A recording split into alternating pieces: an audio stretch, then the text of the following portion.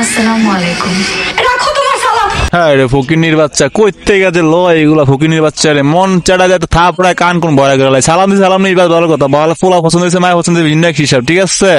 আমার মেয়ের গায়ের রং একটু কালো, এটা সত্যি। আঙ্কেল, আপনি এটাকে একটু কথা বলছেন? আমার কাছে তো মনে হচ্ছে পুরো ঘরটা এখন অন্ধকার হয়ে গেছে। একটা মেয়ে জন্মগত ভাবে কালো হইতেই পারে, তারা নিয়ে তো এত কথা বলার কিছু নেই। তোর পছন্দ হয়েছে তুই বিয়ে করবি, তোর পছন্দ হয় না তুই বিয়ে করবি না বা রিজেক্ট করবি, বাস কাহিনী শেষ। তার এত কাহিনী করার কি আছে রে ভাই? জগৎ থেকে সব মেয়েকে সুন্দর হইতে পারে কোনো কথা আছে? ফকিনির বাচ্চা একটা কেমন তারা স্ক্রিপ্ট, কেমন তারা ডায়লগ রে ভাই, এগুলো তো সহ্য হইতে আছে না। অপমা আর রাখেন 19-20 নাকি 2024। শুনুন, আমি তো এই মেয়েকে মরে গেলেও বিয়ে করবো না।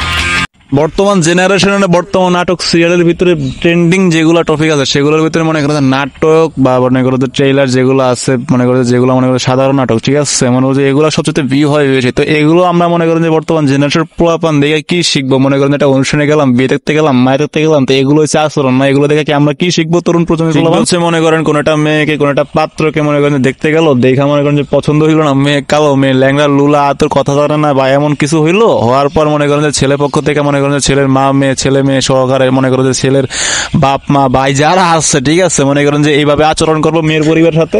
মানে এটাই হচ্ছে তরুণ প্রজন্মের, মানে এগুলা শিখাইতে আছে আমাদেরকে না ভাই, এগুলো তো শিখার কোনো যোগ্য আমি মনে করি দেখতে আসছি না, বুঝছো ভাই ব্রাদার? এটা হচ্ছে মেন কাহিনী, মেন উদ্দেশ্য। ধরুন মেয়ে বোবা, মেয়ে কালো, মেয়ে এক চোখ কানা, বা ঠিক আছে বা এটা কিছু হইতেই পারে স্বাভাবিক। তো এমন করে যদি বলে একটা পরিবারের, তো ওই পরিবারের কাছ থেকে কি এক্সপেক্ট, মানে কি আশা করা যায়? মানুষ তো এমন হইতেই পারে না, স্বাভাবিক।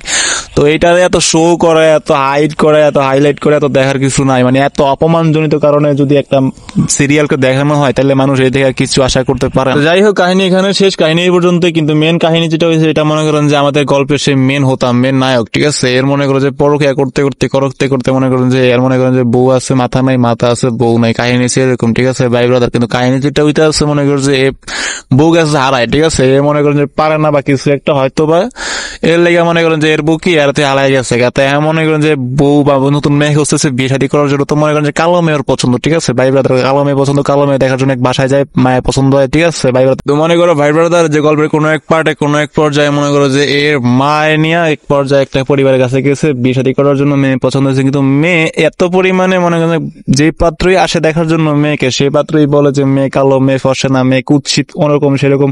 তো এগুলো বলাতে মেয়ের বাবা মা বা মেয়ের পরিবার বা মেয়েরা গেছে অধৈর্য দেওয়ার পর মনে করেন যে মেয়ে এমন পর্যায়ে এমন মেকআপ করছে মনে করেন যে একবারে ধলাতে ধলা। তো এটা দেখার পর আমাদের মিরাজ সাহেব চেতে মনে করো যে একবারে ফায়ার, ঠিক আছে। সে সুন্দরী মেয়ে কোনো মতেই বিয়ে করবে না, সুন্দরী মেয়ে তার পছন্দ না, সুন্দরী মেয়ে ক্ষেত্রে কোনো মতেই বউ বানাবে না না না।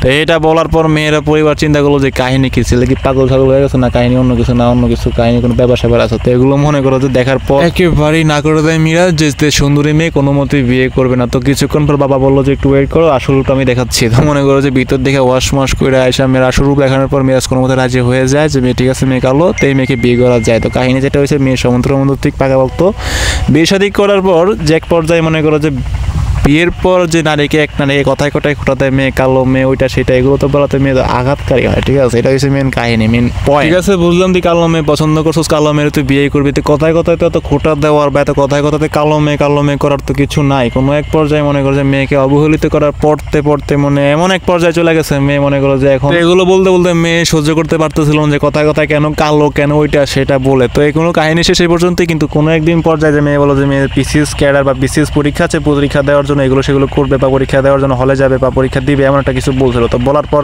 মিরাজ কি করলো, মিরাজ চর মেরে দিল, একটা ঠাস করে চর মেরে দিল। চর মারার পর মেয়ে রাগ করে বাপের বাড়ি চলে আসে। আসার পর মেয়ে বাবা মেয়েকে বললো সবকিছু খোলাখুলি করে, বলার পর অনেক কিছুই বলার পর মনে করো যে মেয়ে বিসিএস পরীক্ষা দিল, পরীক্ষা দেওয়ার পর মেয়ের চাকরি হয়ে গেল, বিসিএস ক্যাডার হয়ে গেল। তো মনে করো যে এখানে কাহিনী শেষ হওয়ার পর মিরাজ চিন্তা করলো যে যা বিসিএস পরীক্ষা, বিসিএস ক্যাডার, এখন তো মাইনার নেওয়া হয়ে যায়। তো এটাই হচ্ছে মেন কাহিনী।